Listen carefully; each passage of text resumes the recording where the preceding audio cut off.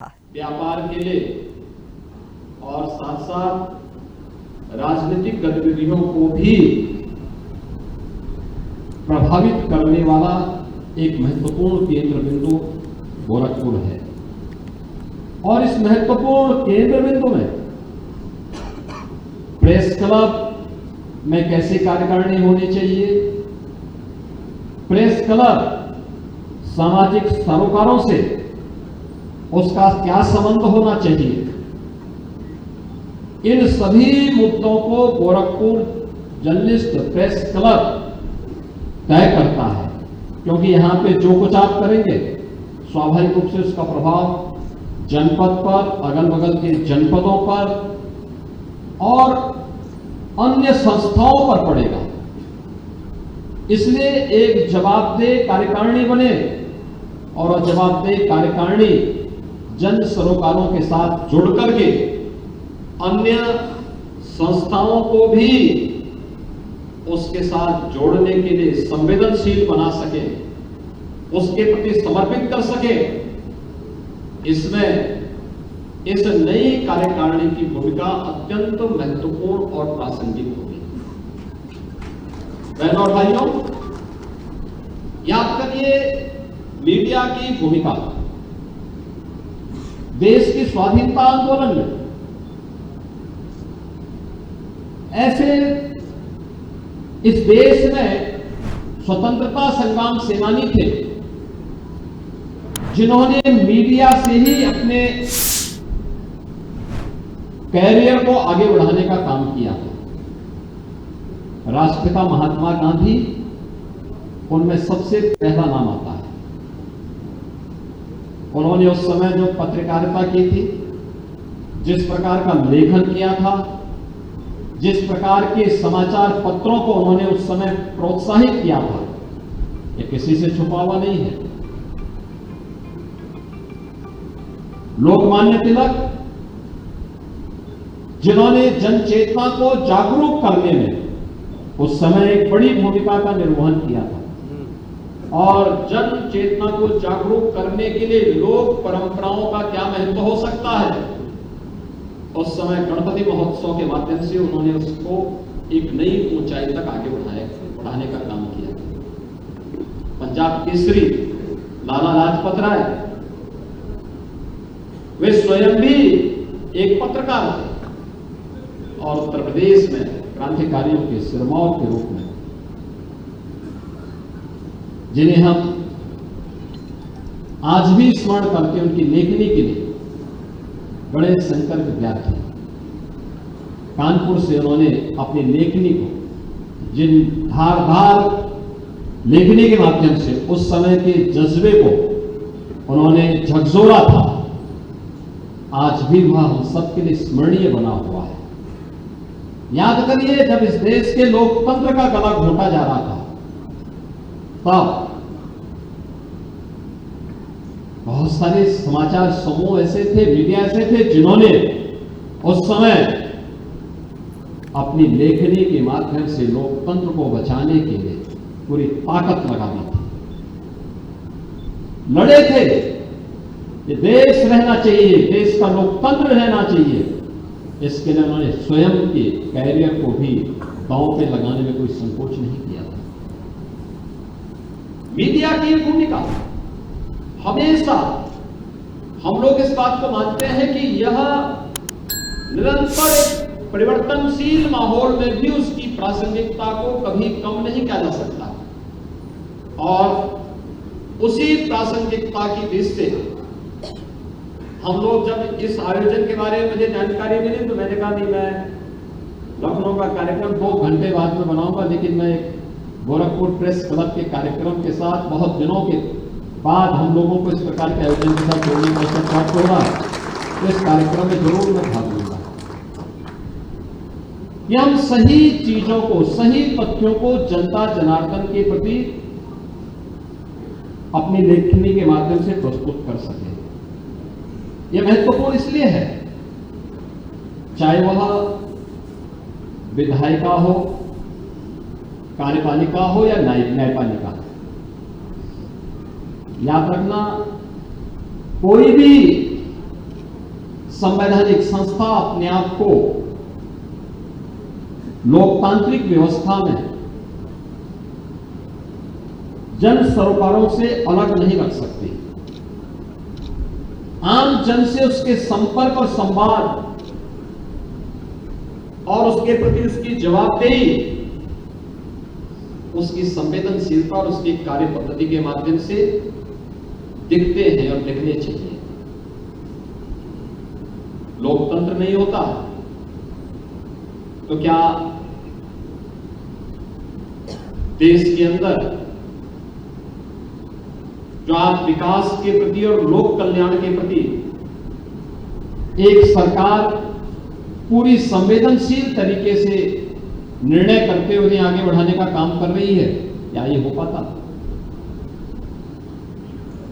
क्या देश के अंदर 25 करोड़ लोग गरीबी रेखा से उभर पाए होते, जिन्हें पिछले 10 वर्षों के अंदर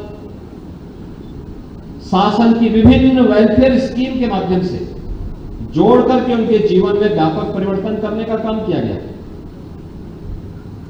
लोकतंत्र नहीं होता तो क्या हम देश के अंदर गांवों के लिए, गरीबों के लिए, किसानों के लिए, नौजवानों के लिए, महिलाओं के लिए बनने वाली इन योजनाओं को इतने प्रभावी तरीके से प्रस्तुत कर पाते? संभव तो नहीं होता। अगर केवल एक पोलित ब्यूरो होता, एक दलीय व्यवस्था होती, कोई राजतंत्र होता, उनके अपने एजेंडे होंगे। बहुत सारे राजतंत्र ऐसे भी रहे हैं जिनके लोकतंत्र के साथ, उन मूल्यों के साथ उन्होंने अपने आप को जोड़ने का प्रयास किया, एक नैतिक बल से उत्प्रोत होने का प्रयास किया, लेकिन फिर भी लोकतंत्र में तो केवल जनता जनार्दन की आवाज सुनी जानी है। कोई भी सरकार उसको नजरअंदाज नहीं कर सकती, उससे अपने आप को अलग नहीं कर सकती, और अगर कोई करेगी 1 साल 2 साल, अंततः 5वें वर्ष तो उसे फिर वहीं पे आना है जिस जनता के द्वारा उसको चुन करके, जो जनता जनार्दन उसे चुन करके भेजती है। और इसलिए कोई भी सरकार, कोई भी शासन प्रशासन उससे अपने आप को अलग नहीं कर सकती है। उन स्थितियों में मीडिया के द्वारा जो भी बातें उस तक पहुंचाने के प्रयास होंगे या होते हैं, उसका अपना एक महत्व हो जाता है। मीडिया के आज अलग अलग रूप देखने को मिल रहे हैं, और मुझे लगता है जब भी अवसर मिले तो हमें, जब हम अपनी लेखनी को सकारात्मक दिशा में आगे बढ़ाते हैं, या जब मीडिया के मंच का उपयोग हमें एक सकारात्मक भाव के साथ जनता को ही सब कुछ मान करके, उस पवित्र भाव के साथ जब हम अपना कार्य आगे बढ़ाते हैं, तो वह जन विश्वास का प्रतीक बनता है। और लोकतंत्र में जन विश्वास का प्रतीक बनना ये सबसे महत्वपूर्ण बात है। अगर जनता का ही विश्वास नहीं है किसी व्यवस्था पर, और उससे हम ये उम्मीद करें कि वह व्यवस्था लोक कल्याण का माध्यम बनेगी, यह संभव है। जनता का जिस पे स्वयं विश्वास न हो, क्या वह पार्टी या वह दल क्या पुनः सरकार बना सकती है? कभी नहीं बना सकती। जब तक जनता जनार्दन का विश्वास है, कोई भी दल, कोई भी पार्टी तभी तक सत्ता में रह सकती है। जिस दिन जनता का विश्वास उससे हटा तो उसको धराशायी होने में कोई देर नहीं लगती, और उस विश्वास को बनाए रखने में राजनीतिक दलों की अपनी भूमिका है, लेकिन मीडिया की उससे भी महत्वपूर्ण भूमिका है। क्योंकि कोई भी राजनीतिक दल होगा, वह एक सीमित समय तक, सीमित मात्रा में अपने संवाद के कार्यक्रमों को आगे बढ़ाती है, बैठक के माध्यम से, जनसंपर्क के माध्यम से। लेकिन वही बात मीडिया के माध्यम से एक साथ एक समय में लाखों लोगों तक पहुंचाई जा सकती है, और समाचार माध्यमों के माध्यम से पहुंचाई जा सकती है, विजुअल मीडिया के माध्यम से पहुंचाई जा सकती है, डिजिटल मीडिया के माध्यम से पहुंचाई जा सकती है, सोशल मीडिया के प्लेटफॉर्म के माध्यम से पहुंचाई जा सकती है। ये मीडिया के अलग अलग रूप हम सबको आज के समय में देखने को मिल रहे हैं, लेकिन भूमिका किसी की भी कम नहीं हो पाई। यानी अगर कोई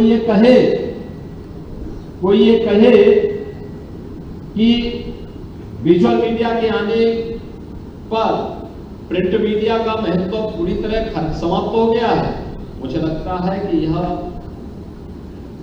पूरी तरह सच नहीं हो सकता।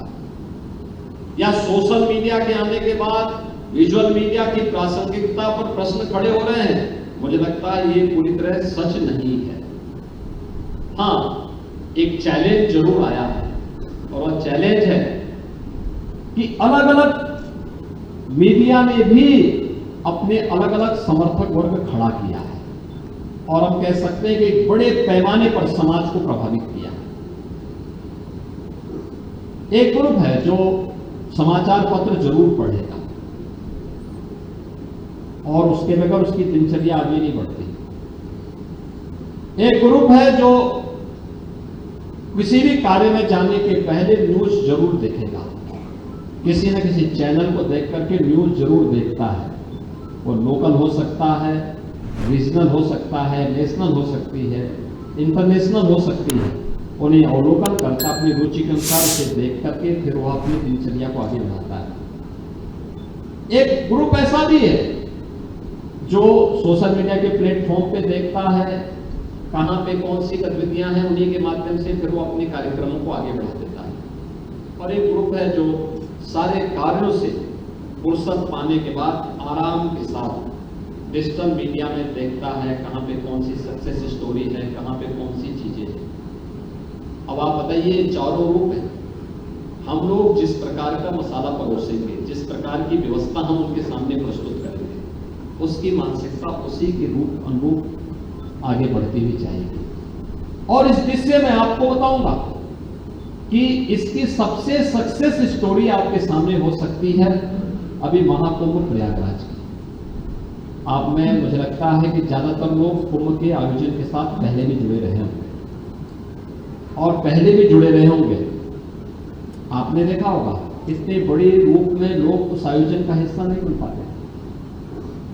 पाते, क्योंकि मीडिया उसको उतना महत्व नहीं दे पाते थे। और उसको महत्व देने के साथ साथ एक वो बनता था कि भाई लोगों ने दे दी, रिपोर्टिंग दे दी, कुछ अपनी व्यवस्था कर ली, कार्यक्रम चलता था, वो आयोजन होते रहते थे। लेकिन प्रयागराज में ताजा खबरों के लिए लाइक, फॉलो और YouTube पर सब्सक्राइब कर बेल आइकन दबाएं। साथ ही ताजा अपडेट्स के लिए SwadeshLive.com पर विजिट करें।